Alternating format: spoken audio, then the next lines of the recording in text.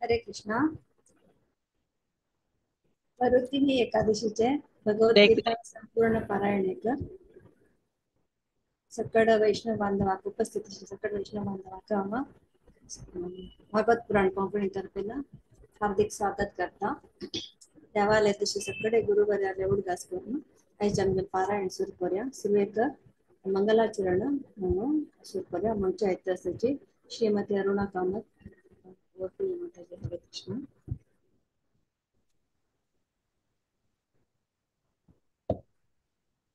ओम अज्ञानतिमिरान्धस्य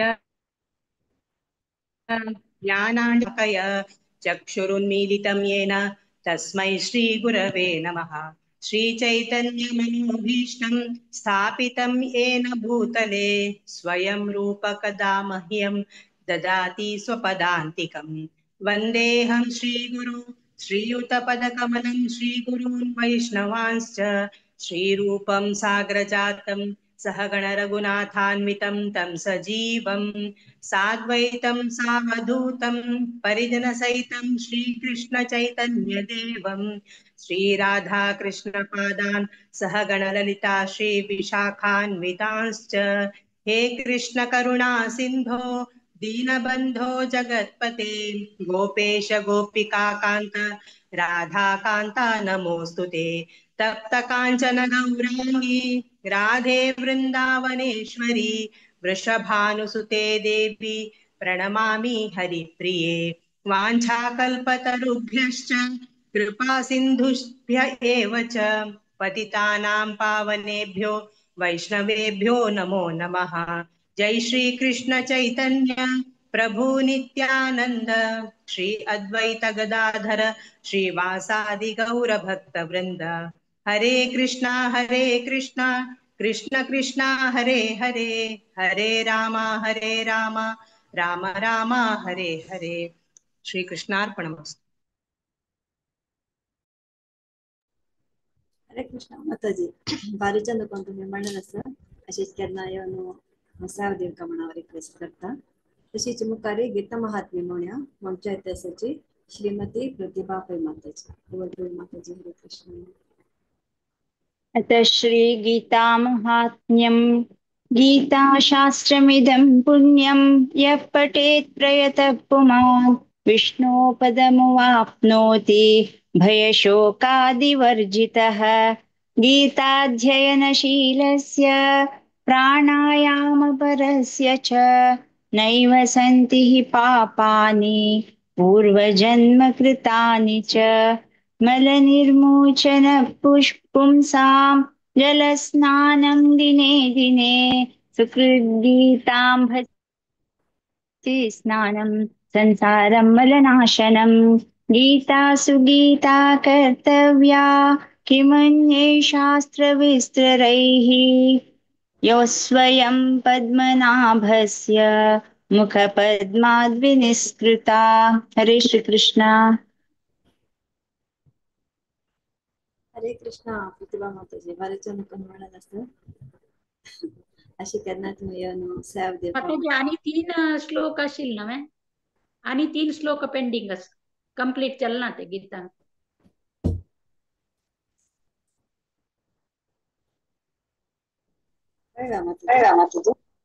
वय वय 3 श्लोक पेंडिंग अस.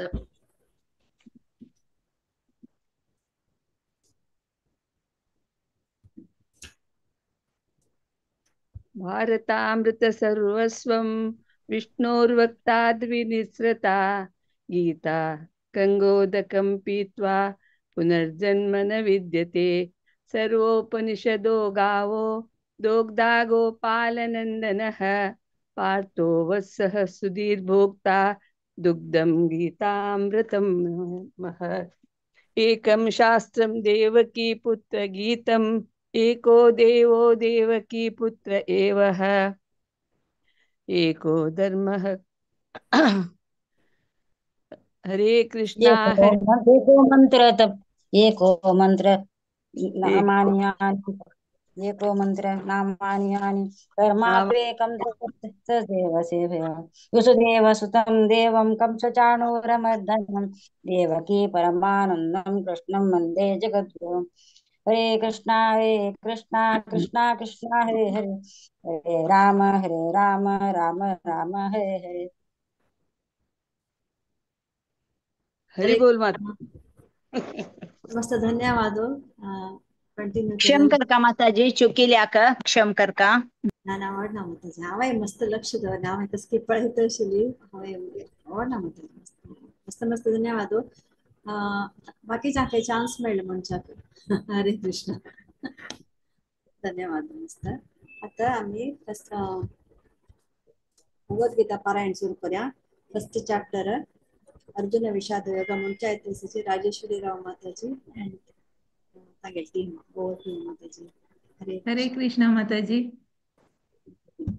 मस्त मस्त धन्यवाद आमका एक अवकाश दिलेलेक गीता महात्म्य आव बरोवन घेतील चारीचे शिले त्या प्रतिभाग पेटयलेले सो सान एक कन्फ्युजन झाले सॉरी फर्स्ट क्षमता आयचे एका अध्याय संगत संचमिका सुरगडा सुकोनु भारती भक्ता माताजी एक तुकोनु 5 श्लोक संध्याशने माताजी स तुकोन 10 मालती कामत माताजी कृतुकोनु 16 अरुणा कामत माताजी 17 to 22 आव 23 to 28 अनुपमा शने माताजी 29 to 37 प्रतिभा पै माताजी 38 to 42 आणि मेघाराव माताजी 43 to 47 हरे कृष्णा भारती स्टार्ट करे तो भारत हरे ओम कृष्णा श्री परमात्मने नमः अथ प्रथमोऽध्यायः श्रीमद्भगवद्गीता अर्जुन विषाद योगः धृतराष्ट्र उवाच धर्मक्षेत्रे कुरुक्षेत्रे समवेतायुयुत्सवः मामकः पाण्डवाश्चैव किमकुर्वत सञ्जय सञ्जय उवाच दृष्ट्वा तु पाण्डवानीकम् व्यूढम् दुर्योधनस्तदा आचार्यमुपसङ्गम्य राजा वचनमब्रवीत् पश्यैतां पाण्डुपुत्राणाम् आचार्यमहतीं च मुम् यूढां द्रुपदपुत्रेण तव शिष्येण धीमता अत्र शूरा महेश्वासा भीमार्जुनसमायुधि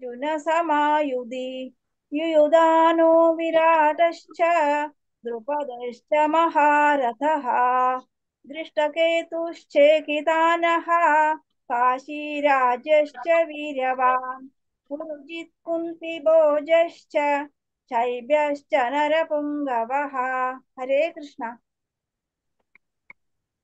युधामन्युश्च विक्रान्त उत्तमौजाश्च वीर्यवान् सौभद्रो द्रौपदेयाश्च सर्व एव महारथाः अस्माकं तु विशिष्टाये तानि बोध द्विजोत्तमा नायका मम सैन्यस्य सैन्यार्थं तान् ब्रवीमि ते भवान् भीष्मश्च कर्णश्च कृपश्च समितिं जयः अश्वत्थामा विकर्णश्च सौमदत्तिस्तथैव च अन्ये च बहवः शूरा मदर्थे त्यक्तजीविताः नानाशस्त्रप्रहरणाः सर्वे युद्धविशारदाः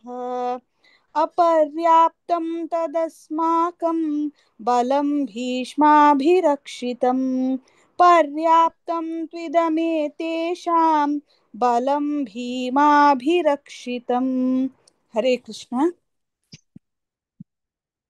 अयनेषु च सर्वेषु यथा भागमवस्थिताः भीष्ममेवाभिरक्षन्तु भवन्तः सर्व एव हि तस्य सञ्जनयन् हर्षम् पुरुवृत्तः पितामहः सिंहनादं विनद्योच्चैः शङ्खं दद्मौ प्रतापवान् ततः शङ्काश्च भैर्यश्च पणवानकगोमुखाः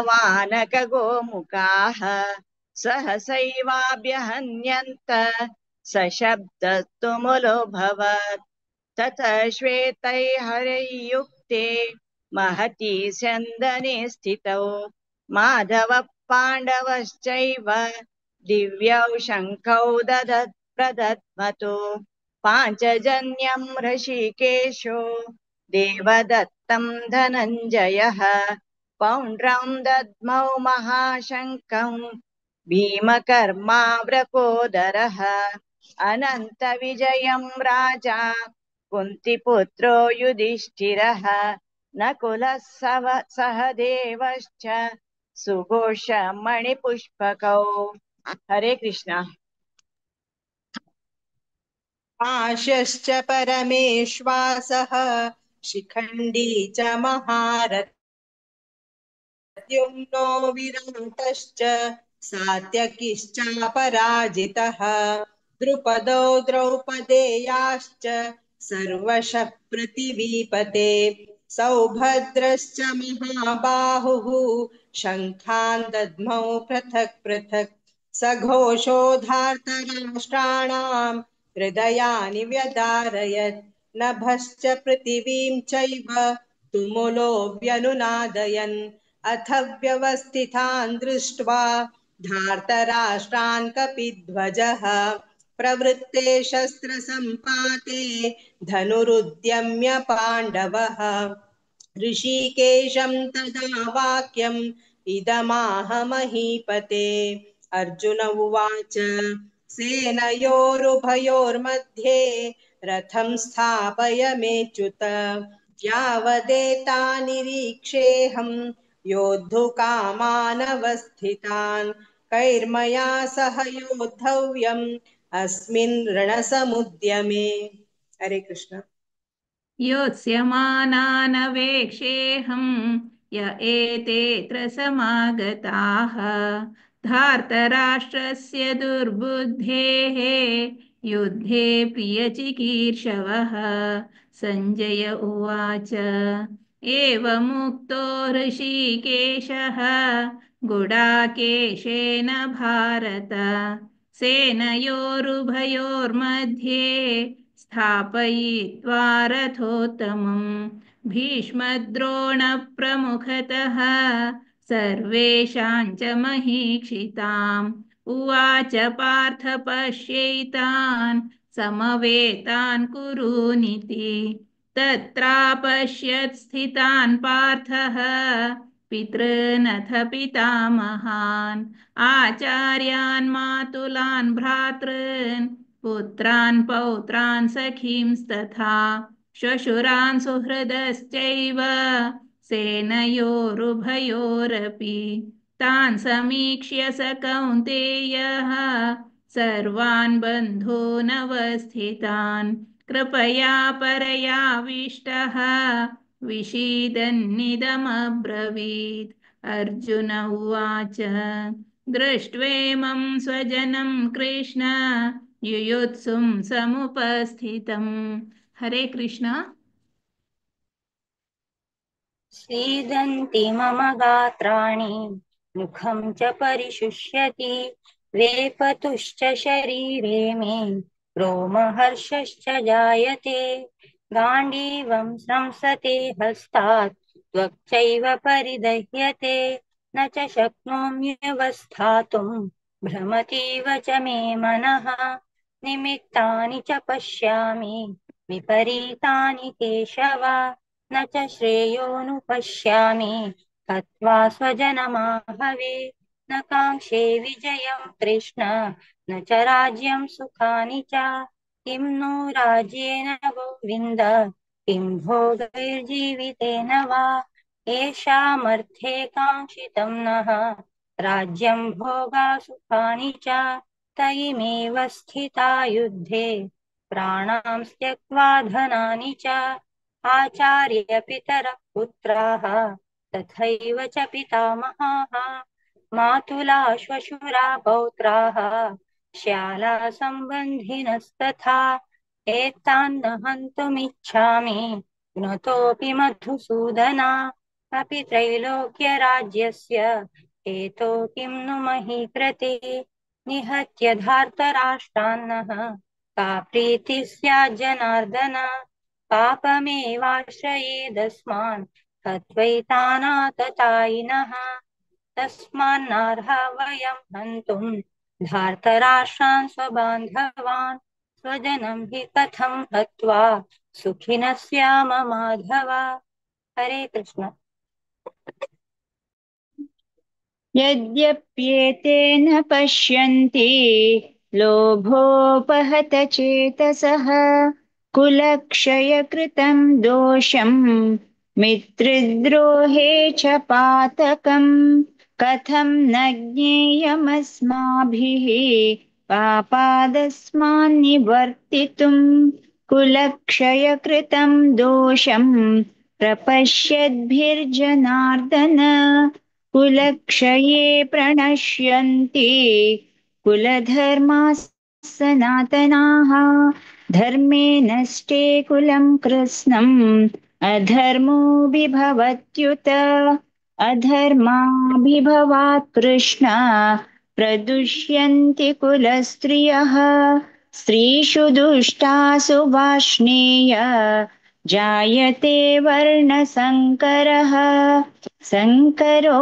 नरकायैव कुलघ्नानां कुलस्य च पतन्ति पितरो ह्येषां लुप्तपिण्डोदकक्रियाः। हरे कृष्णा।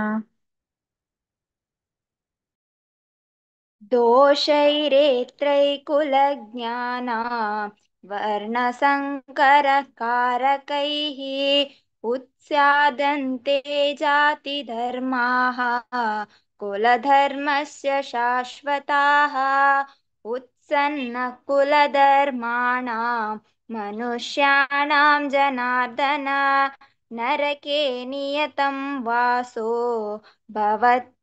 भवतीत्यनुशुश्रमा अहो बत महत्पापं कर्तुं व्यवसिता वयं यद्राज्यसुखलोभेन हन्तुं स्वजनमुद्यताः यदि मामप्रतीकारम् अशस्त्रं शस्त्रपाणयः धार्तराष्ट्रारणे हन्युः तन्मे क्षेमतरं भवेत्। संजय उवाच एवमुक्त्वार्जुनः सङ्ख्ये रतोपस्थ उपाविशत् विसृजन् शशरं चापं शोकसंविघ्नमानसाः ॐ तत्सदिति श्रीमद्भगवद्गीतासु उपनिषत्सु ब्रह्मविद्यायां योगशास्त्रे श्रीकृष्णार्जुनसंवादे अर्जुनविषादयोगो नाम प्रथमोऽध्यायः। हरे कृष्ण कृष्ण कृष्ण हरे हरे हरे राम राम राम हरे हरे। हरे कृष्ण श्री कृष्णार्पणमस्तु.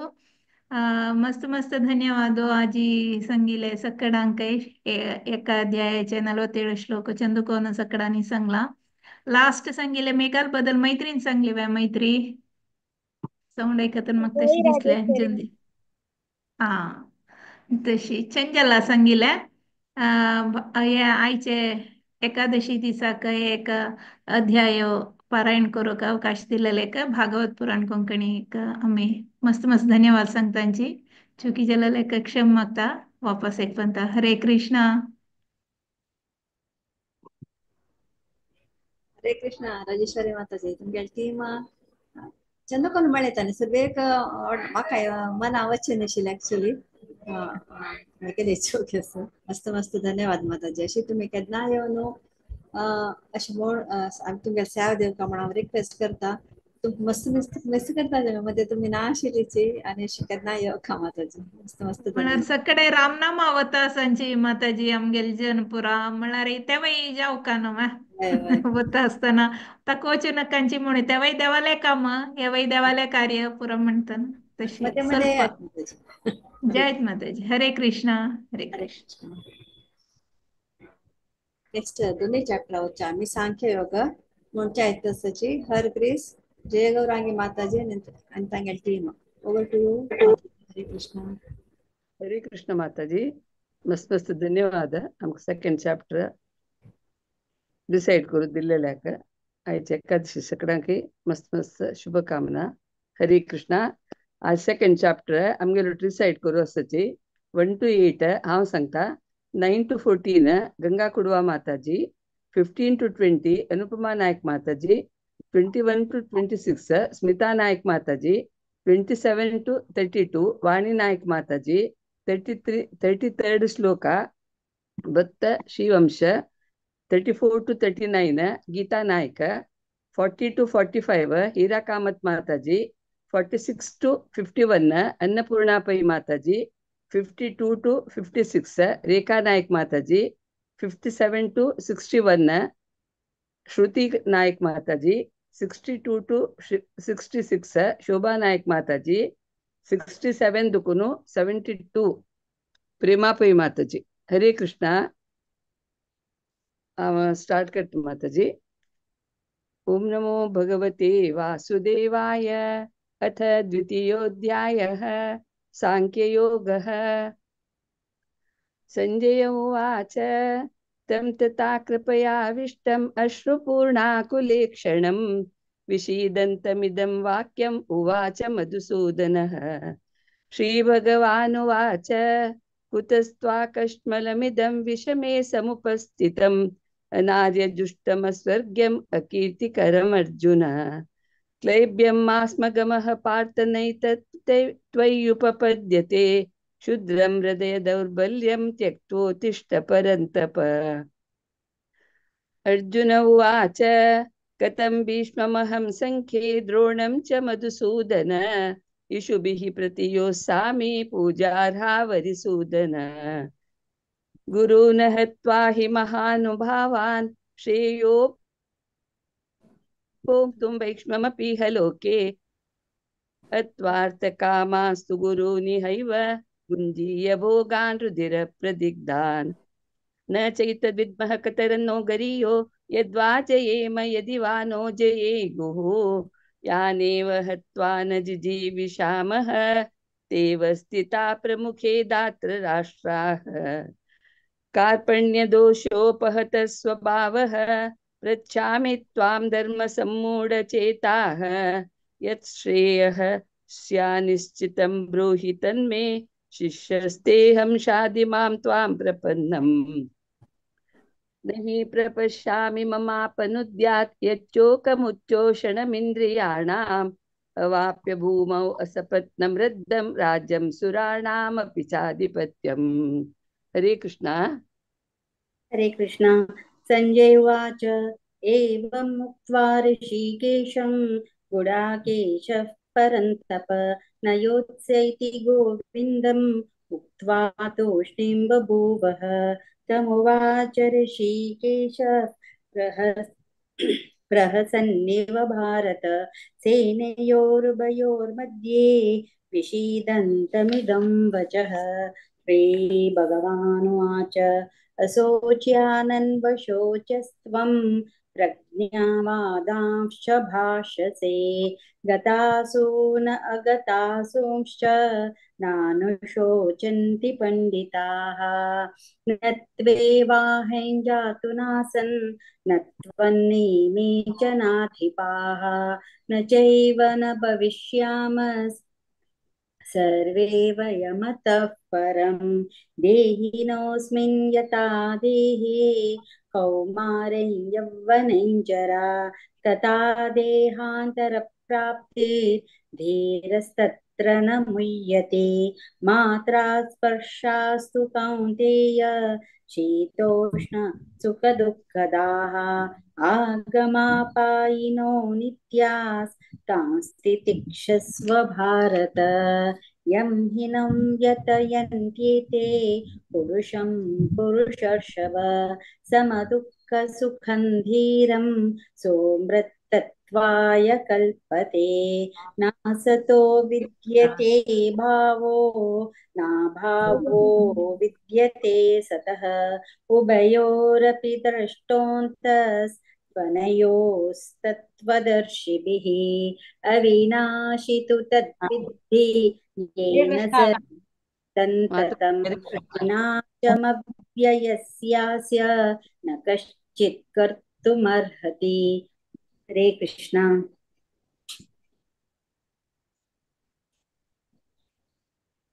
यं येन व्यतयन्ते ते पुरुषं पुरुषर्षभ समदुःखसुखं धीरं स्वभतत्वाय कल्पते नासतो विद्यते भावो नाभावो विद्यते सतः उभयोरपि दृष्टोतः त्वनयो तत्त्वदर्शिभिः अविनाशि तु तद्विद्धि येन सर्वमिदं ततं विनाशम् अव्यस्यास न कश्चित् कर्तुमर्हति अन्तवन्त इमे देहा नित्यस्य उक्ताः शरीरिणः अनाशीनो अप्रमेयस्य तस्मात् युद्धस्य भारत ये एनं वेति हन्तारं यश्चैनं मन्यते हतम् उभोतो न विजानीतो नायं हन्ति न हन्यते न जायते म्रियते वा कदाचित्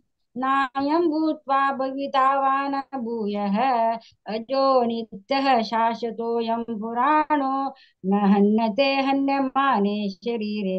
हरे कृष्णा। हरे कृष्ण। वेदाविनाशिनं नित्यं य एनमजमव्ययं कथं स पुरुषः पार्थ कं घातकयति हन्तिकम् वासांसि जीर्णानि यथा विहाय नवानि गृह्णाति नरोपराणि तथा शरीराणि विहाय जीर्णान्यन्यानि संयाति नवानि देहि नैनं छिन्दन्ति शस्त्राणि नैनं वदति पावकः न चैनं क्लेदयन्त्यापो न शोषयति मारुतः अच्छे न येनं छिन्दति शस्त्राणि अच्छेद्यो यमदाह्यो दाह्यः अयं क्लेद्यो शोष्य एव च नित्य सर्वगतस्त्राणुः अचलोऽयं सनातनः अव्यक्तोऽयमचिन्त्योऽयम् अविकार्यो यमुच्यते तस्मादेवं विदित्वैनं नानुशोचितुमर्हसि अथ चैनं नित्यजातं नित्यं वा मन्यसे मृतं तथापि त्वं महाबाहो नैवं शोचितुमर्हसि। हरे कृष्णा। हरे कृष्ण। जातस्य हि ध्रुवो मृत्युः ध्रुवं जन्म मृतस्य च तस्मादपरिहायेऽर्थे न त्वं शोचितुमर्हसि अव्यक्तादीनि भूतानि व्यक्तमध्यानि भारत अव्यक्तनिधनान्येव तत्र का परिदेवना आश्चर्यवत् पश्यति कश्चिदेनम् आश्चर्यवद्वदति तथैव चान्यः आश्चर्यवच्चैनमन्यः शृणोति श्रुत्वाप्येनं वेद न चैव कश्चित् देहि नित्यमवध्योऽयं देहे सर्वस्य भारत तस्मात् सर्वाणि भूतानि न त्वं शोचितुमर्हसि स्वधर्ममपि चावेक्ष्य न विकम्पितुमर्हसि धर्म्याद्धियुद्धाच्चेर्योऽन्यत् क्षत्रियस्य न विद्यते यदृच्छयायोपपन्नं त्वर्गद्वा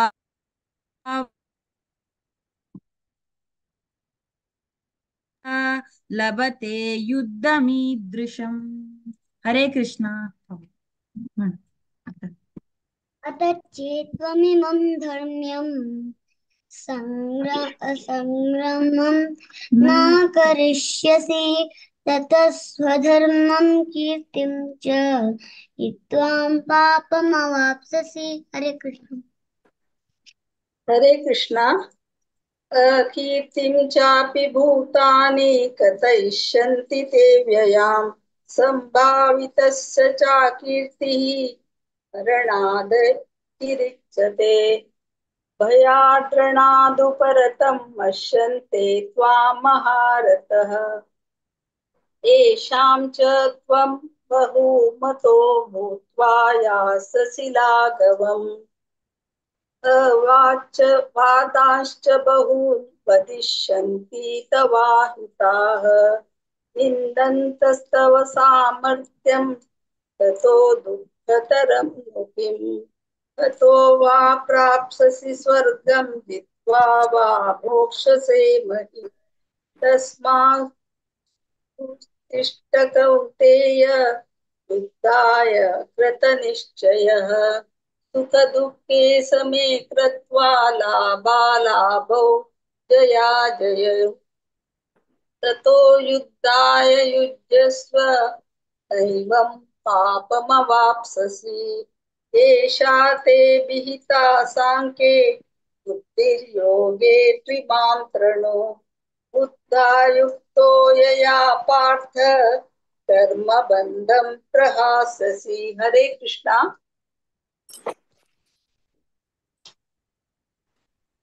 हीरा माताजी, हीरा माताजी असवे देहाभिक्रमनाशोऽस्ति प्रत्यवायो न विद्यते स्वल्पमप्यस्य धर्मस्य त्रायते महतो भयात् व्यवसायात्मिका बुद्धिः एकेह कुरु नन्दन बहुशाखा ह्यनन्ताश्च बोधयो व्यवसायिनां यामिमां पुष्पितां वाचं प्रवदन्त्य विपश्चितः वेदवादरताः पार्थ ज्ञानदस्तीतिवादिनः कामात्मानं नः स्वर्गपरा जन्म कर्म फलप्रदां क्रियाविशेष बहुलां भोगैश्वर्य गतिं प्रति भोगैश्वर्य प्रसक्तानां तया प्रहृत चेतसां व्यवसायात्मिका बुद्धिः समाधौ न विधीयते त्रैगुण्य विषया वेदा निस्त्रैगुण्यो भवार्जुन निर्द्वन्द्वो नित्यसत्त्वस्थो निर्योगक्षेम आत्मवान्। हरे कृष्ण। हरे कृष्ण। यावानर्थ उदापाने सर्वतः सम्प्लुतोदके तावान् सर्वेषु वेदेषु ब्राह्मणस्य विजानतः कर्मण्येवाधिकारस्ते मा फलेषु कदाचन मा कर्मफलहेतुर्भू मा ते सङ्गोत्स्वकर्मणि योगस्थः कुरु कर्माणि सङ्गं त्यक्त्वा धनञ्जय सिद्ध्यसिद्ध्यो समो भूत्वा समत्वं योग उच्यते दूरेण यवरं कर्म बुद्धियोगा धनञ्जय बुद्धौ शरणमन्विच्छ कृपणाः फलहेतवः बुद्धियुक्तो जहातीह उभे सुकृतदुष्कृते तस्माद्योगाय युज्यस्व योगः कर्मसु कौशलम् कर्मजं बुद्धियुक्ता हि फलं त्यक्त्वा मनीषिणः जन्मबन्धविनिर्मुक्ताः पदं गच्छन्त नामयम्। हरे कृष्ण।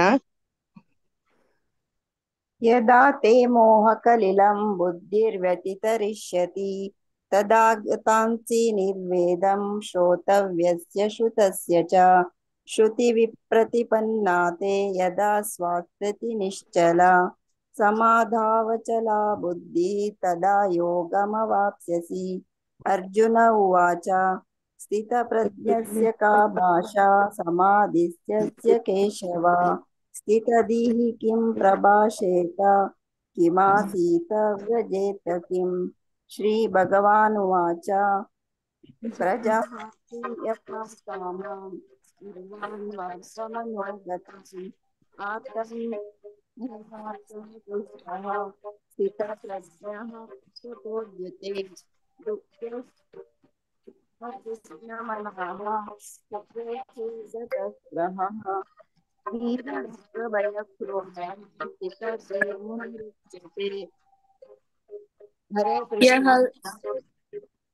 यः सर्वत्र नभिस्नेहः तत्रस्य प्राप्य शुभाशुभम् नाभिन्दन्ति न द्वेष्टि तस्य प्रज्ञा प्रतिष्ठिता यदा संहरते चायं कर्मोऽङ्गानीव सर्वशः इन्द्रियाणीन्द्रियार्थेभ्यस्तस्य प्रज्ञा प्रतिष्ठिता विषया विनर्वन्ते निराहारस्य देहिनः रसवर्जं रसोऽप्यस्य परं दृष्ट्वा निर्वर्तते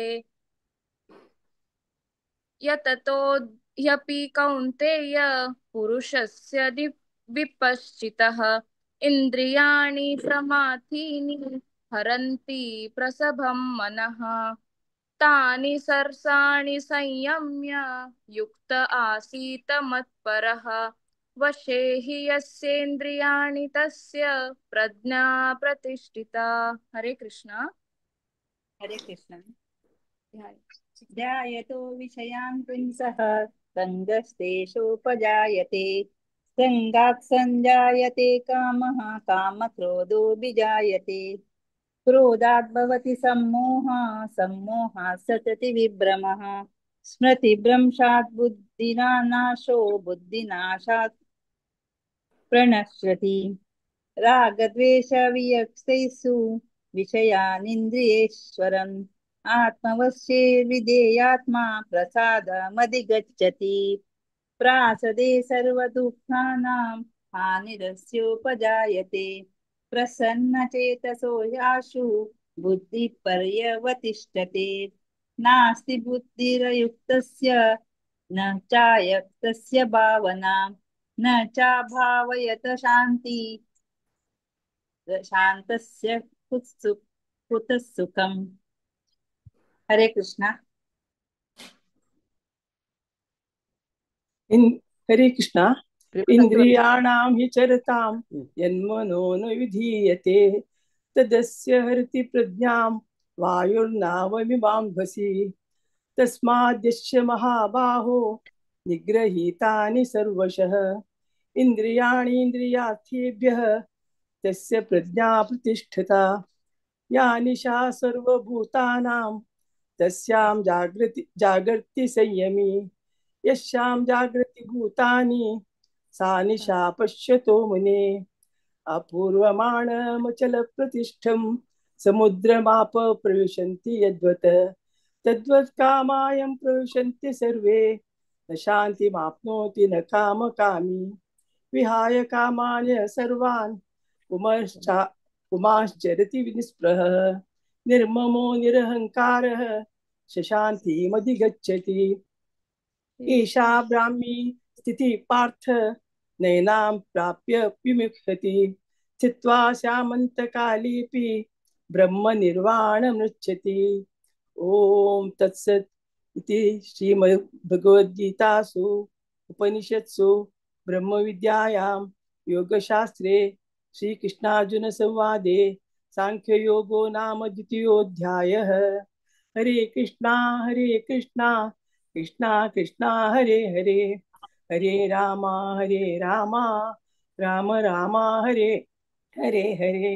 हरे कृष्णा। हरे कृष्ण।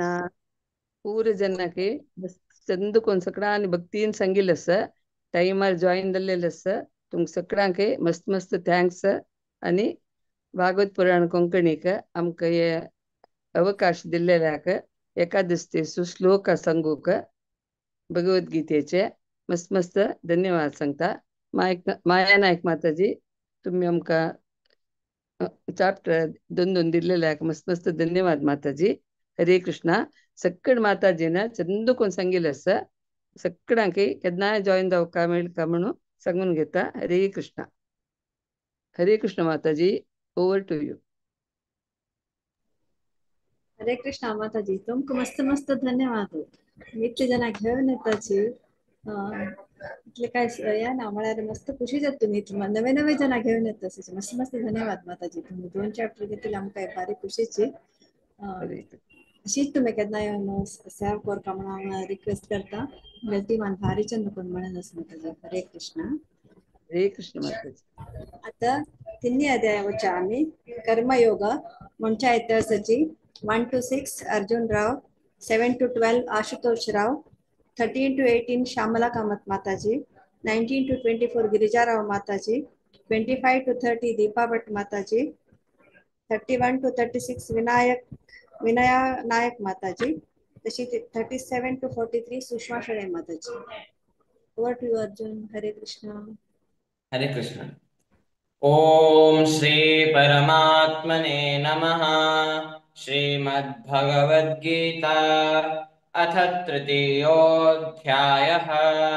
अर्जुन उवाच ज्यायसि चेत् कर्मणस्ते मता बुद्धिर्जनार्दन तत्किं कर्मणि घोरे मां नियोजयसि केशव.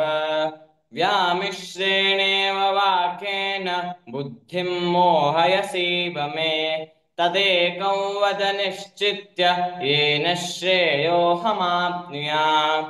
श्रीभगवानुवाच लोकेऽस्मिन् विविधा निष्ठा पुरा प्रोक्ता मया नघ. ज्ञानयोगेन साङ्ख्यानां कर्मयोगेन योगिनाम् न कर्मणामनारम्भान् नैष्कर्म्यं पुरुषोऽश्नुते न च सन्न्यसनादेव सिद्धिं समधिगच्छति. नैकश्चित् क्षणमपि जातु तिष्ठत्य कर्मकृत् कार्यते ह्यवशः कर्म सर्वः प्रकृतिजैर्गुणैः. कर्मेन्द्रियाणि संयम्य य आस्ते मनसा स्मरन् इन्द्रियार्थान् विमूढात्मा मिथ्याचारः स उच्यते. यस्त्विन्द्रियाणि मनसा नियम्यारभतेऽर्जुन कर्मेन्द्रियैः कर्मयोगम् असक्तः स विशिष्यते. नियतं कुरु कर्म त्वं कर्म ज्यायो ह्यकर्मणः शरीरयात्रापि च ते न प्रसिद्ध्येद कर्मणः. यज्ञार्थात् कर्मणोऽन्यत्र लोकोऽयं कर्म बन्धनः. तदर्थं कर्म कौन्तेय मुक्तसङ्गः समाचर. सह यज्ञाः प्रजा सृष्ट्वा पुरोवाच प्रजापतिः अनेन प्रसविष्यध्वम् एषवोऽस्त्विष्टकामधुक्. देवान् भावयतानेन ते देवा भावयन्तु वः. परस्परं भावयन्तः श्रेयः परमवाप्स्यथ. इष्टान् भोगान् हि वो देवा दास्यन्ते यज्ञभाविताः. तैर्दत्तानप्रदायैभ्यो यो भुङ्क्तेस्तेन एव सः.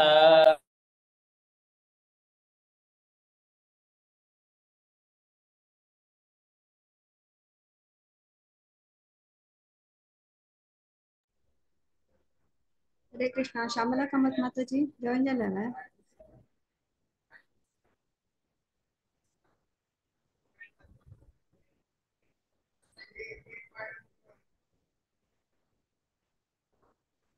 हरे कृष्णा. कंटिन्यू करतो ना. हाँ 18th आहे म्हणून. यज्ञशिष्टाशिनः सन्तो मुच्यन्ते सर्वकिल्बिषैः. मुञ्जते ते त्वघं पापा ये पचन्त्यात्मकारणात्. अन्नाद्भवन्ति भूतानि पर्जन्यादन्नसम्भवः. यज्ञाद्भवति पर्जन्यो यज्ञः कर्म समुद्भवः. कर्म ब्रह्मोद्भवं विद्धि ब्रह्माक्षरसमुद्भवम् तस्मात् सर्वगतं ब्रह्म नित्यं यज्ञे प्रतिष्ठितम् एवं प्रवर्तितं चक्रन्नानुवर्तयति हयः अघायुरिन्द्रियारामो मोघं पार्थ स जीवते यस्त्वात्मरतिरेव स्यात् आत्मतृप्तश्च मानवः आत्मन्येव च सन्तुष्टस्तस्य कार्यं न विद्यते नैव तस्य कृतेनार्थो नाकृतेनेह कश्चन न चास्य सर्वभूतेषु कश्चिदर्थव्यपाश्रयः।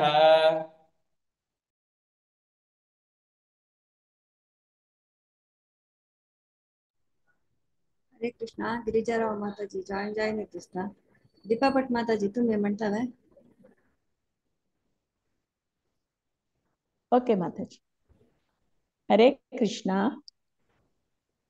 तस्माद् शक्त सततं कार्य कर्म समाचर अशक्त चरन् कर्म परमाप्नोति पुरुषः कर्मण्यैव हि संसिद्धि मास्ति ताज्जनकादयः लोकसंग्रहमेवापि सम्पश्यन् कर्तुमर्हसि यद्यदाचरति श्रेष्ठस्ततद्देवेतरो जनः यस् स यत् प्रमाणं कुरुते लोकसदनुवर्तते न मे पार्थास्ति कर्तव्यं त्रिषु लोकेषु किंचन नानवाप्तमवाप्तव्यं वर्त एव च कर्मणि यदि ह्ययं न वर्तेयं जातु कर्मण्यतन्द्रितः मम वर्त्मानुवर्तन्ते मनुष्याः पार्थ सर्वशः उसित्तेयुरिमे लोकान् कुर्यान् कर्म चेदहं शङ्करस्य च कर्ता साम्योपहन्यामिमाः प्रजाः सक्ताः कर्मण कंटिन्यू करना माताजी मिगेलेंची 25 to 30 मिगेलेंची कर्म कंटिन्यू करना तुमगेल म्हणत हाँ सक्ताः कर्मण्य विद्वांसो यथा कुर्वन्ति भारत कुर्याद्विन्दास्तथा सक्त चिकीर्षुर्लोकसंग्रहम् न बुद्धिभेदं जनयेदज्ञानां कर्म संगिनां जोषयेत् सर्वकर्माणि विद्वान् युक्त समाचरन् प्रकृतेः क्रियमाणानि गुणैः कर्माणि सर्वशः अहंकार विमूढात्मा कर्ताहमीति मन्यते तत्त्ववित्तु महाबाहो गुणकर्म विभागयोः गुणागुणेषु वर्तन्त इति मत्वा न सज्जते प्रकृतेर्गुणसम्मूढाः सज्जन्ते गुणकर्मसु तान् कृष्णविदो मन्दान् कृष्णविन्न विचालयेत् मयि सर्वाणि कर्माणि सन्न्यस्याध्यात्मचेतसा निराशीर्निर्ममो भूत्वा युध्यस्व विगतज्वरः. हरे कृष्ण. हरे कृष्ण. ये मे मतमिदं नित्यम् अनुतिष्ठन्ति मानवाः श्रद्धावन्तो न सूयन्तो मुच्यन्ते तेऽपि कर्मभिः ये त्वेतदभ्यसूयन्तो नानुतिष्ठन्ति मे मतम् सर्वज्ञानविमूढांस्तान् विद्धि नष्टान चेतसः सदृशं चेष्टते स्वस्याः प्रकृते ज्ञानवानपि प्रकृतिं यान्ति भूतानि निग्रहः किं करिष्यति इन्द्रियस्येन्द्रियस्यार्थे रागद्वेषौ व्यवस्थितौ तयोर्नः वशमागच्छेतौ यस्य परिपन्थिनौ श्रेयान् स्वधर्मो विगुणः परधर्मात्मनुष्ठितात् स्वधर्मे निधनं श्रेयः परधर्मो भयावः. अर्जुन उवाच अतः केन प्रयुक्तोऽयं पापं चरति पूरुषः अनिच्छन्नपि वार्ष्णेय बलादिव नियोजितः. हरे कृष्ण.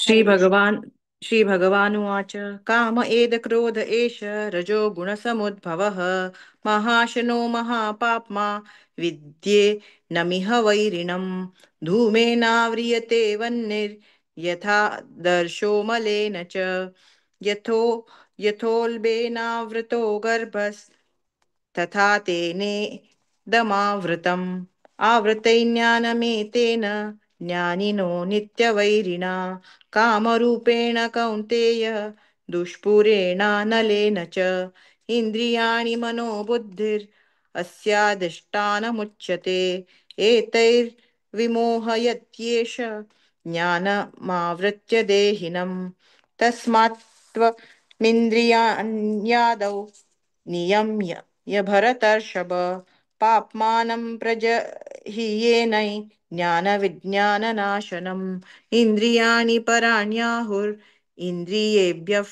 परं मनः मनसस्तु परा बुद्धिर्यो बुद्धिः परतस्तु सः एवं बुद्धिः परं बुद्ध्वा संस्तभ्यात्मानमात्मना जहि शत्रुं महाबाहो कामरूपं दुरासदम् ॐ तत्सदिति श्रीमद्भगवद्गीतासु उपनिषत्सु ब्रह्मविद्यायां योगशास्त्रे श्रीकृष्णार्जुनसंवादे कर्मयोगो नाम तृतीयोऽध्यायः। ॐ श्रीकृष्णार्पणमस्तु। हरे कृष्ण कृष्ण कृष्ण हरे हरे, हरे राम राम राम हरे हरे. हरे कृष्ण. हरे कृष्णा. प्राणे भारी चंद म्हणाला सर आम्ही केदना येवचे रिसाइट इसकुराय अर्जुन राव मस्त मस्त धन्यवाद. 3 स्लॉट मिळले देवा तुवें मस्त धन्यवाद तुका. तशीच दीपा भट माताची तुमकां मस्त मस्त धन्यवाद. 2 स्लॉट तुम्ही म्हणलेलं सर. हरे कृष्ण माताजी. अशी तुम्ही केदना येवन सेव दिवका म्हणून रिक्वेस्ट करता अर्जुनाक तशी रिक्वेस्ट करता. विनय शानबाग माताजी हां काय मस्त मस्त धन्यवाद माताजी. भारी चंद म्हणलेलं सर. सुषमा शणे माताजी अशी केदना येवन सेव दिवका म्हणून रिक्वेस्ट करता. हरे कृष्ण. मस्त मस्त धन्यवाद. भारी हरे चंद कृष्ण. म्हणलेलं सर. नेक्स्ट चॅप्टर होतं ज्ञानयोग म्हणच्या येतसची 1 to 6 धन्य आचार्य, 7 to 12 अचला आचार्य, 13 to 18 आर्या आचार्य, 19 to 24 प्रमिला भट माताजी, 25 to 30 आशालता प्रभू माताजी, 31 to 36 लीला पै माताजी, तशीच 37 to 42 लीला शिल्पा हेगडे माताजी. ओव्हर टू यू माताजी. हरे ओव्हर टू यू. धन्य. हरे कृष्ण.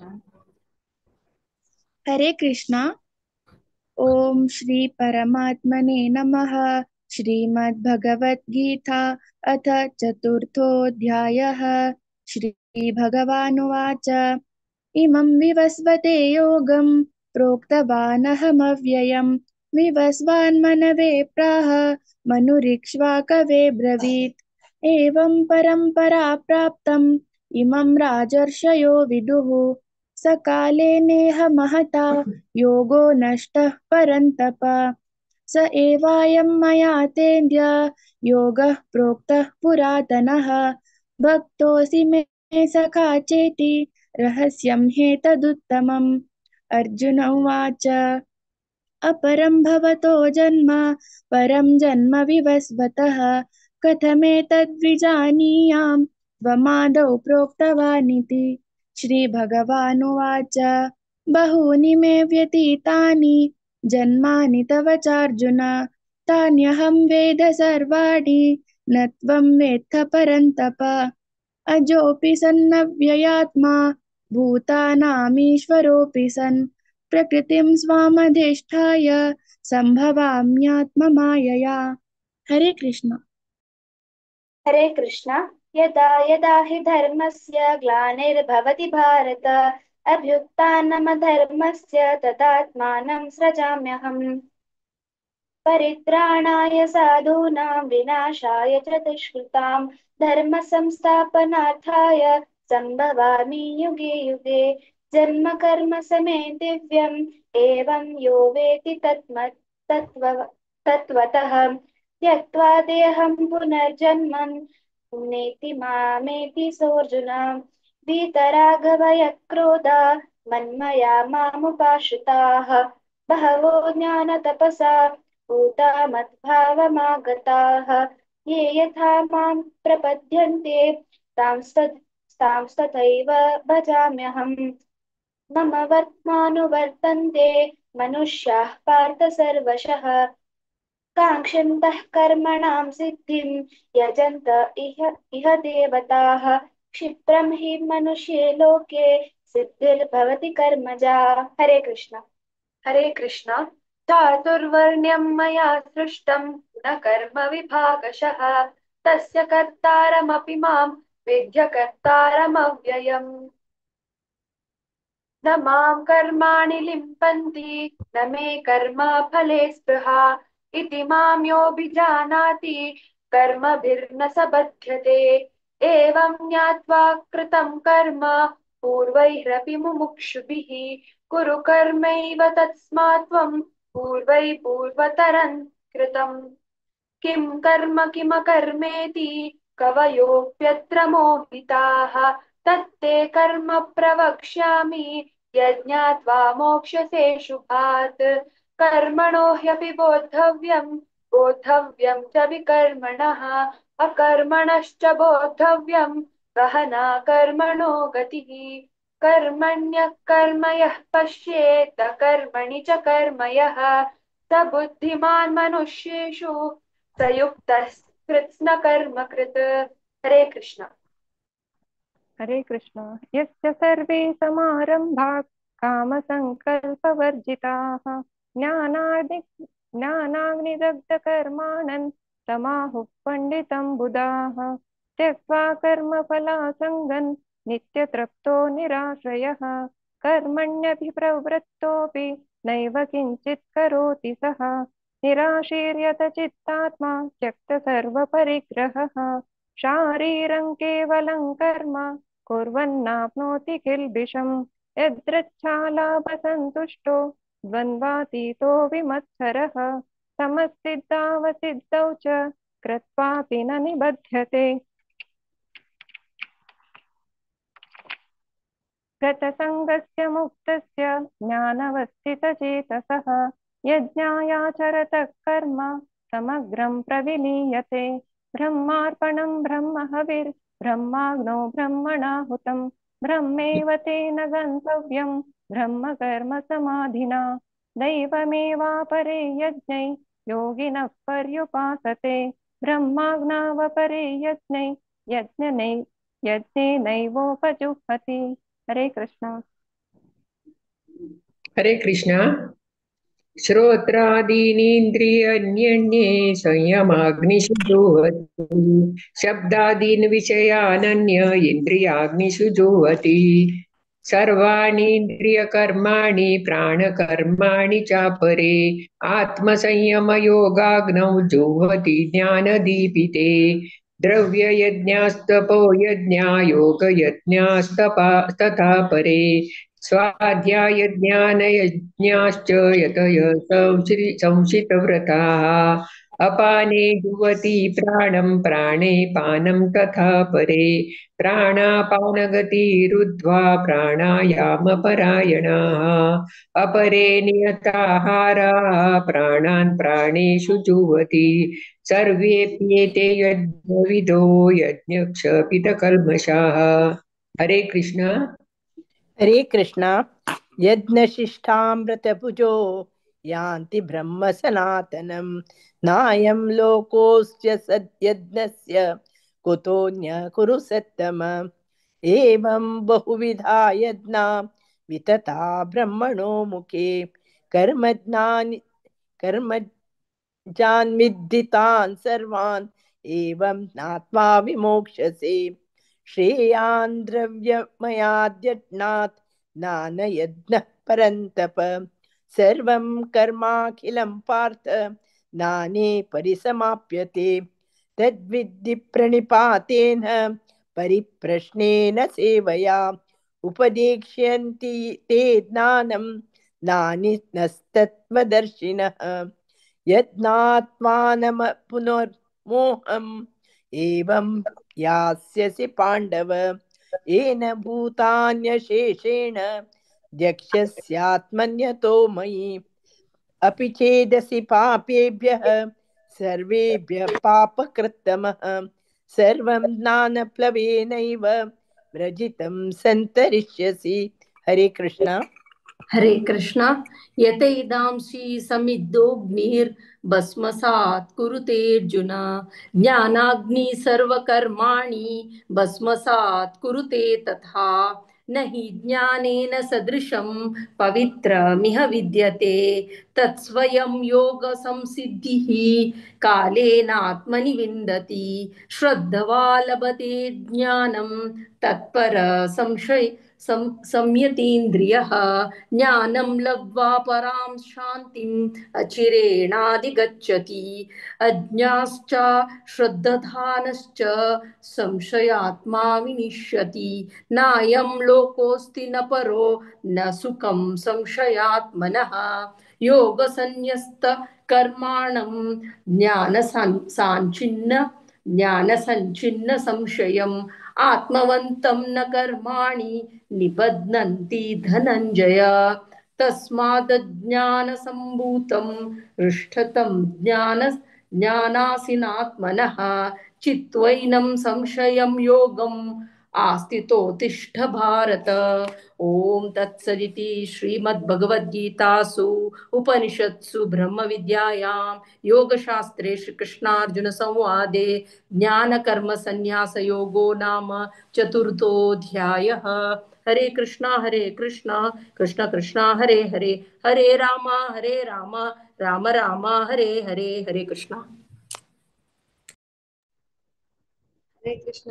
सर्व माताजींना भारीचंद प्रमाणाला सर प्रचरडो सुरवेक 1 to 6 धन्य आचार्य अचल आचार्य आर्य आचार्य तेगे चिरडवाना भारीचंद प्रमाणाला सर यज्ञायताची अशी तुम्ही मुखारी सेवा देव कमणावर रिक्वेस्ट करता मस्त मस्त धन्यवाद सकट चिरडवाक तशीची प्रमिला भट माताजी तुम्ही चंद्रकन मळलस माताजी अशी मुखार तुम्ही सेवा देव कमणावर रिक्वेस्ट करता आशालता प्रभू माताजी यज्ञायताची भारीचंद प्रमाणाला माताजी अशी तुम्ही मोड कासदाची म्हणून रिक्वेस्ट करता लीलाबाई माताजी तुम्ही केन्ना येवचेच माताजी मस्त मस्त धन्यवाद तुमचे सगळे सपोर्ट अशी नेमती आमकां लायक करून जाता भगवद्गीता पारायण तशीची शिल्पा हेगडे माताजी आमगे रेग्युलर रिसायटी मस्त सेवा करता ती अशीच केन्ना तुम्ही सेवा दिवपा म्हणून रिक्वेस्ट करता माताजी. हरे कृष्ण. चंद्रपूर म्हणाले सगळ्यांनी धन्यवाद.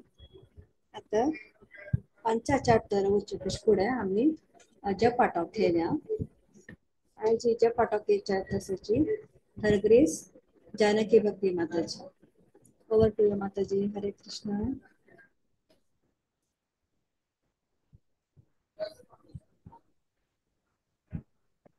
हरे कृष्ण.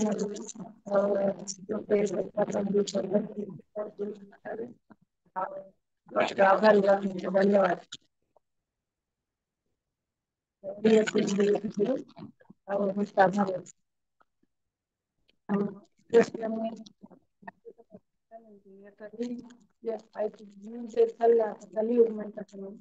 कलियुगाचं लक्षण कसं असतं त्याच्या गुण दोष कसं असतं म्हणताना बाकीचे माणसं असतं कलेर दोष निधेराजन अस्ति तो महान गुण कीर्तनादेव कृष्णस्य मुक्त परम रजे कलियुगांतू मस्त खरा दोष असते म्हणजे दोषा सागरच असतात त्यांचं किती काम नाही झालं कली तो कला करतला तर या ठिकाणी काम लोक मस्त दोषाचे दोष असतात पण झालंही त्यांचे सगळ्यांना सांगायचं नाही सगळ्यांना महान एक गुण असते कलियुगांचे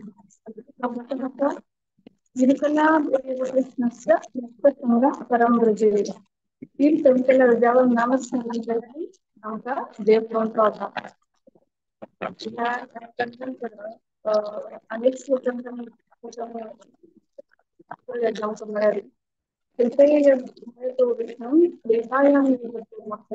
द्वापरे पर्यायां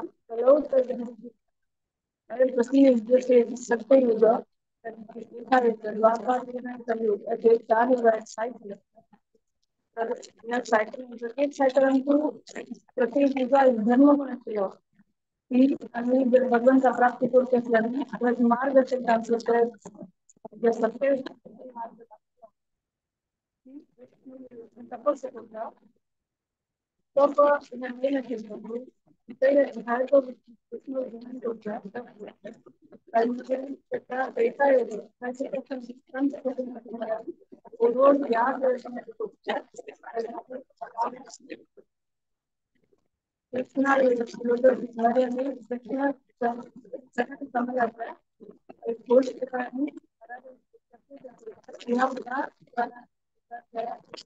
मार्ग पण एक काम टाकलेला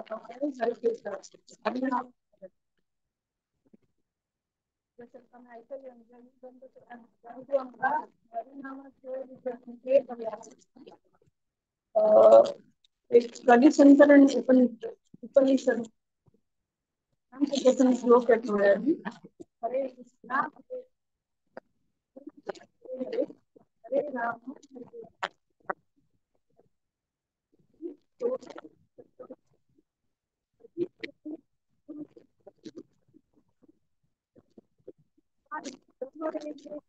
पण माताजी हरे कृष्णा.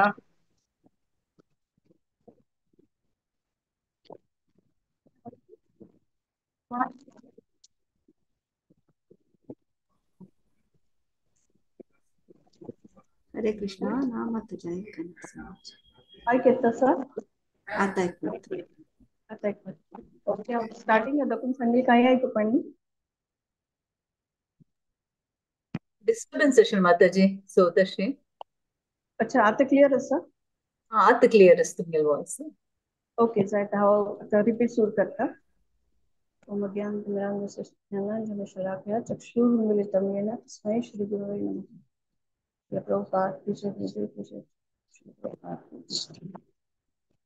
तर ज्या युगांत आम्ही आता सती त्या कलियुग असं त्या कलियुगाच्या लक्षण कसं म्हणून सांगला झालं ते कलियुगांतू मस्त पुरा दोष असती कलेर दोष निधे राजन एको अस्ति महान गुणा कीर्तनात देवकृष्णस्य मुक्त संगः परम रजेत.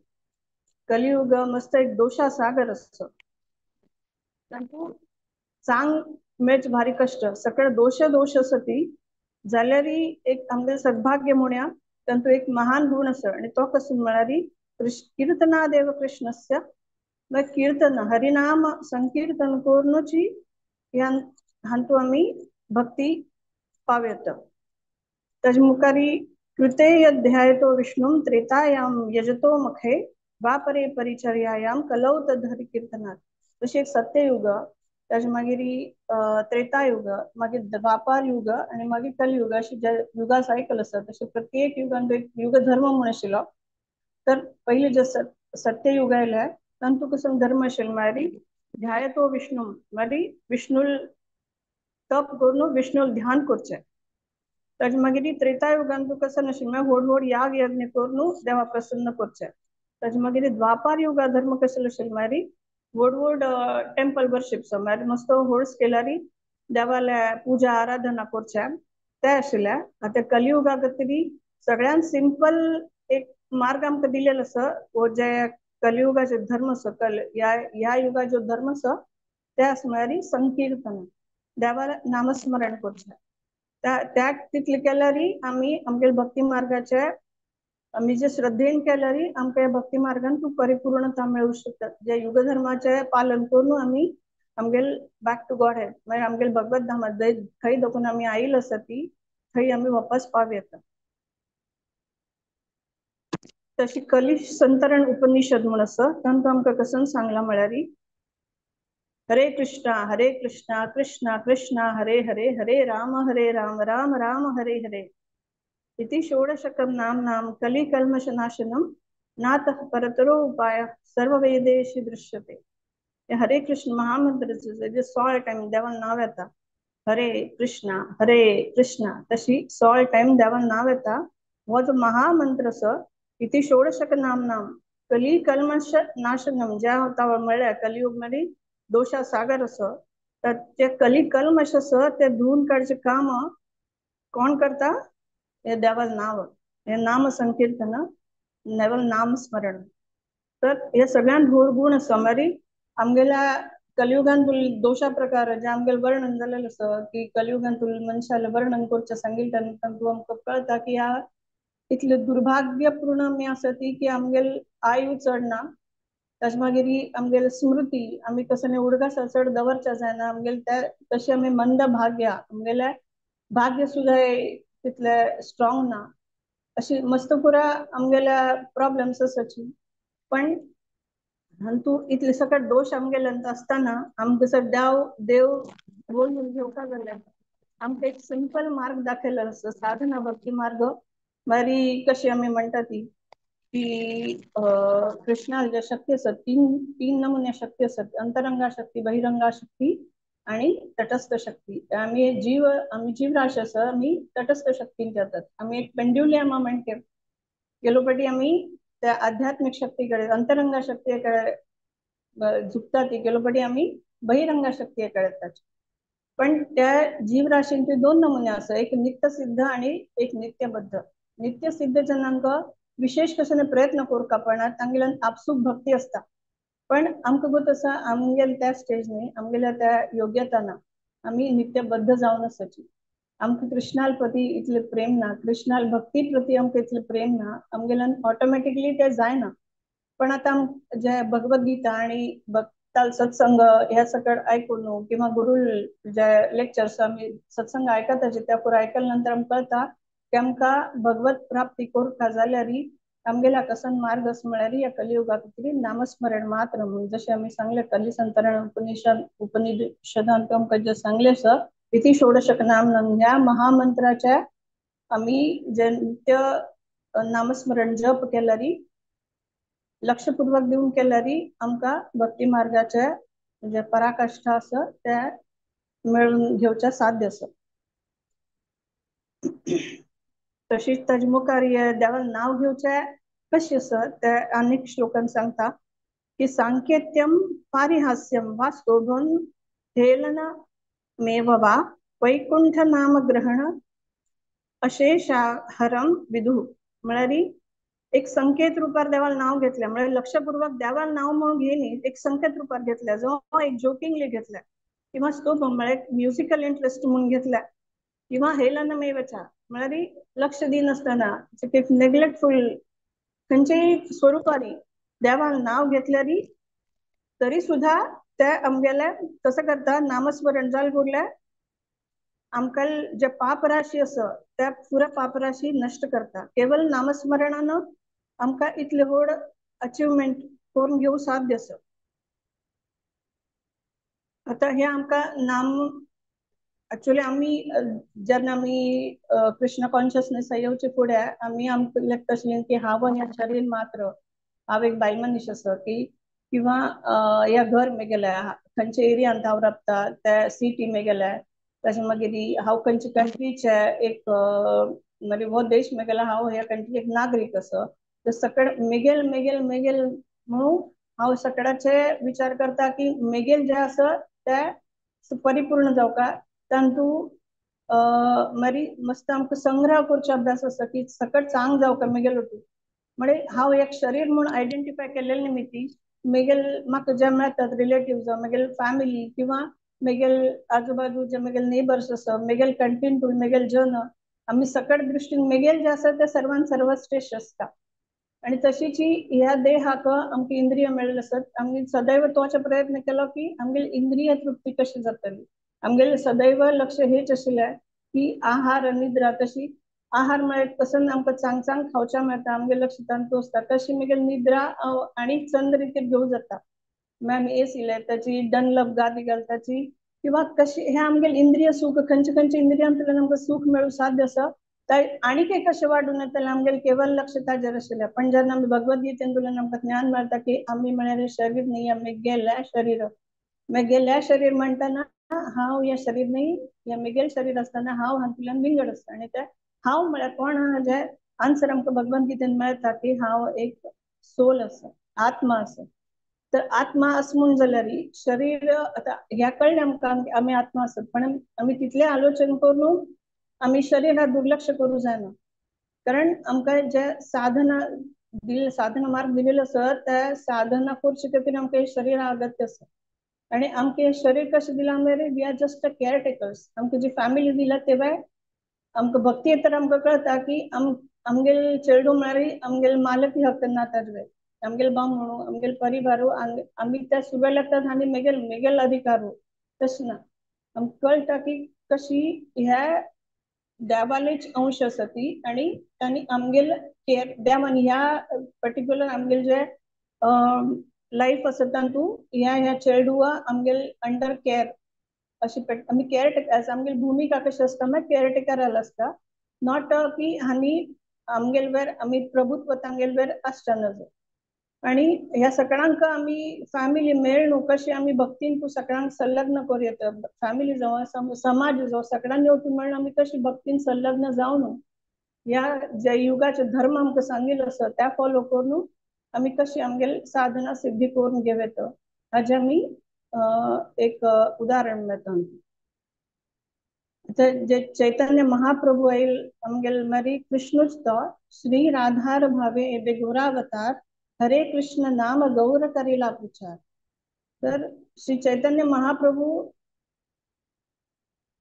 आणि महावदान्याय म्हणटाची म्हळ्यार आमकां कोणी कसले दान केले एक थोडे दुड्ड दिले किंवा भांगार श्रृंगार दिला किंवा कोणी कसले खंय उदक पिवचे खातीर एक पाणपोई बांदली ताची तशें केलें खंयचे एक दान केले तर ते चांगलच दान खंयचे वायट ना. जशें आमी रक्तदान अन्नदान अशें मस्त पुरा नमुने दान आसा. पण चैतन्य महाप्रभून जे दिले ताका आमी महावदान्याय म्हणटा ती कसल खातीर तांणी कसन दान दिला आमकां गोलोकेर प्रेमधन. आमी हांगाचे जे आमी बॉडीली कॉन्सेप्टर आशिल्ली तेन्ना आमी सकड वट्ट करता आशिल्ली ती जे धन दौलत जे मेळटा ते आमी पुरा ओतून दवरचे प्रयत्न केले पण हातूंत प्रॉब्लेम कसो नासना. आमी कितले ओतू केले री ते आशिल्ली तशी व्हरता म्हणून ना.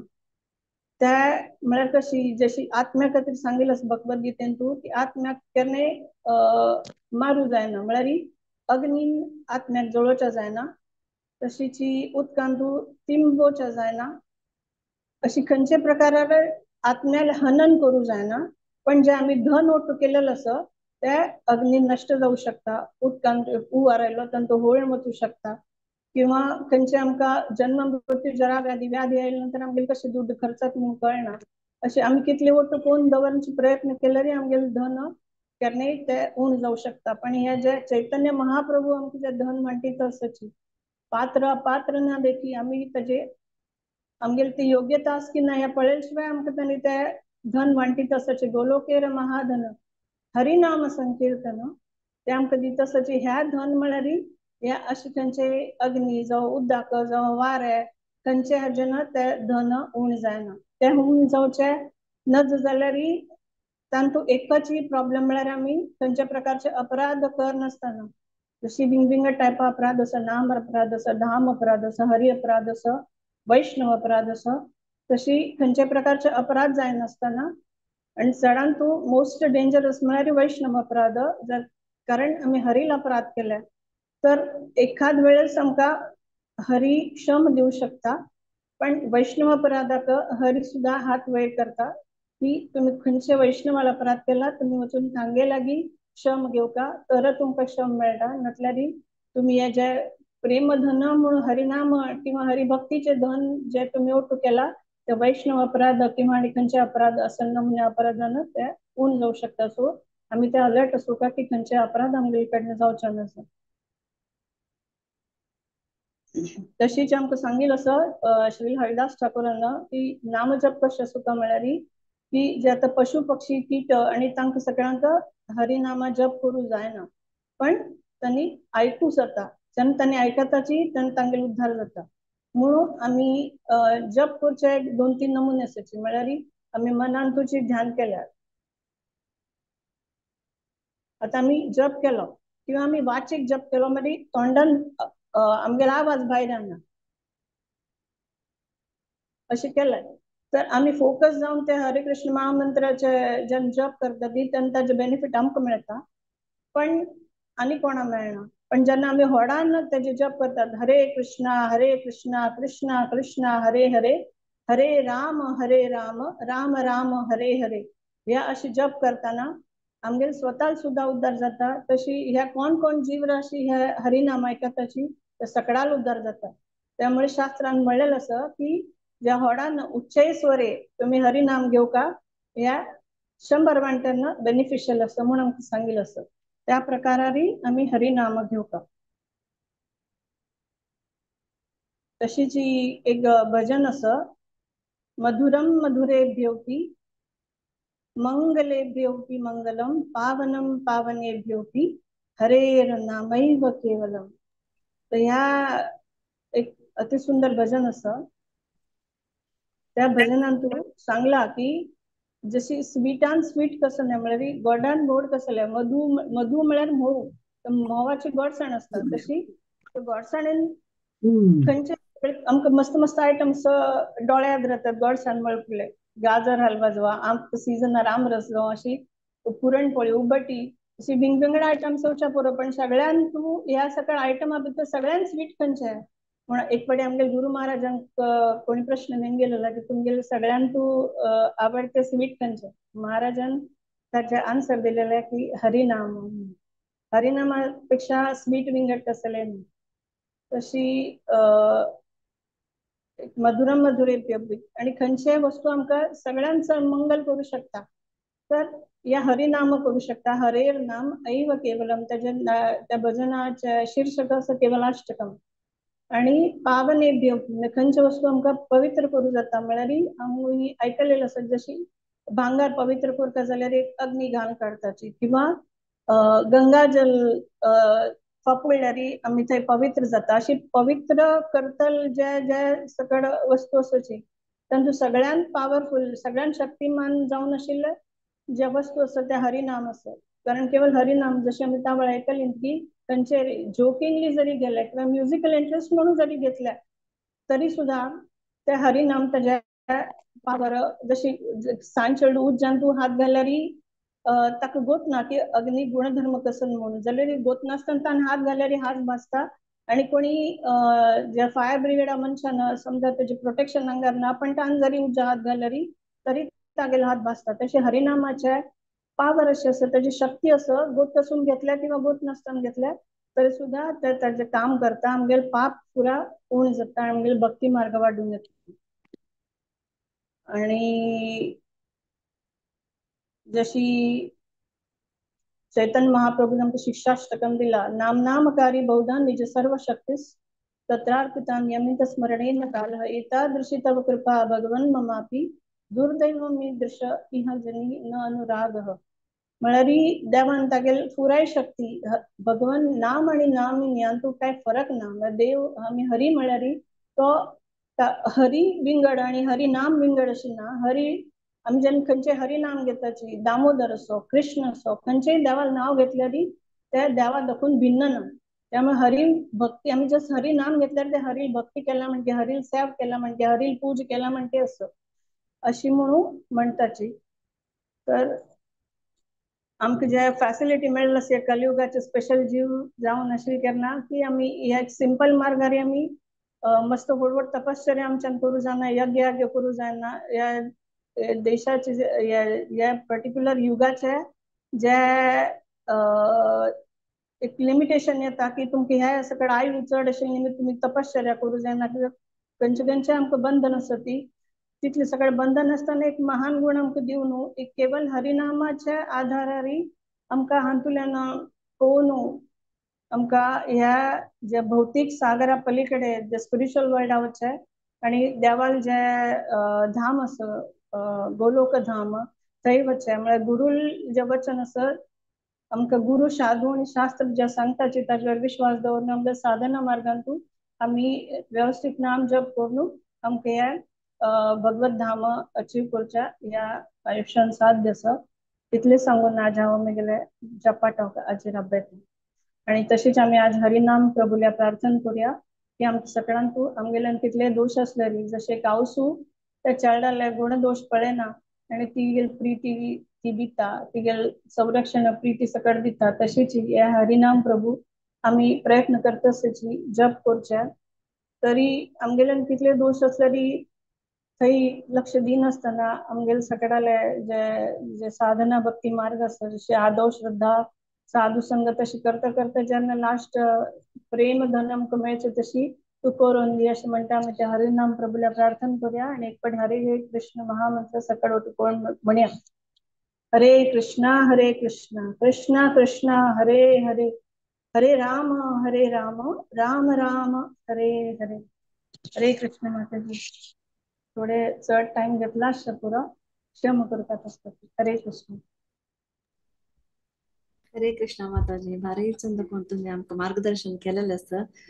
ऐकूया म्हणून दिसतं मस्त. तुम्ही भारी ऐकून मस्त पॉइंट सांगेल असं आपा सांगू वचन माताजी. कारण जसे आम्ही म्हणताची हरी अनंता, हरी जे गुणगान असं, हरी महिमा अनंत असं. त्यामुळे एक इतलेशे टाइमा भितर तुम्ही सांगा म्हणे ते साधना. पण जसे आम्ही देवाल अभिषेक करताची पुरा ते जे आम्ही पंच वस्तू घालेलं असतं ते पंचामृत आम्ही पुरा प्राशन करणार. पण एक चंब आमका हातारी ते चरणामृत मिळाली तंतुही आम्ही धन्य जाताची. तशी एक 5 मिनिट कवयना आम्ही देवाविषयी हरिनामाविषयी त्याचे ग्लोरिफिकेशन ऐकायला आमका एक श्रद्धा एक जपाट ऑब्दवरचे कारणही होतंच की प्रतिदिवस आम्ही जप करताची.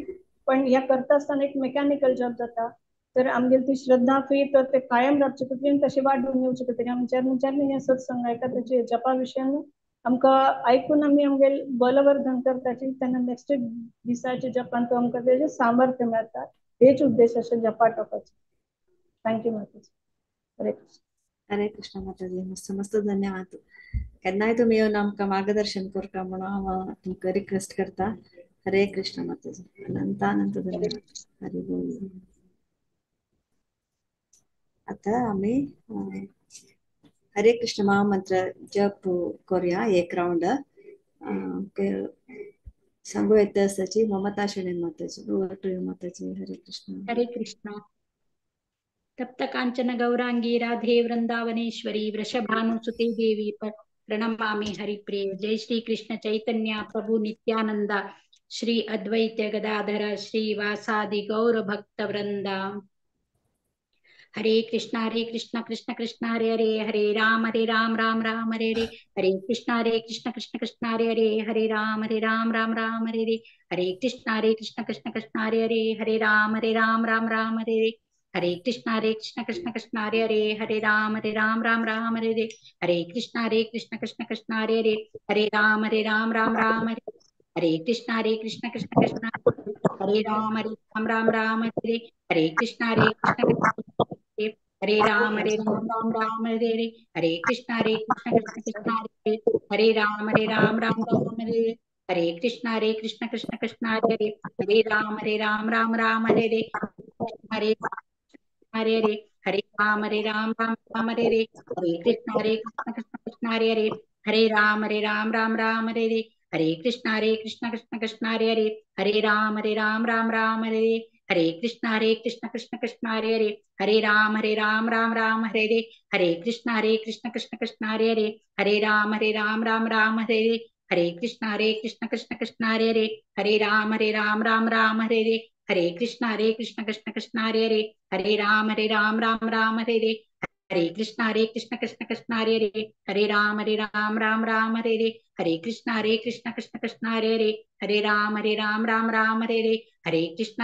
कृष्ण कृष्ण हरे हरे.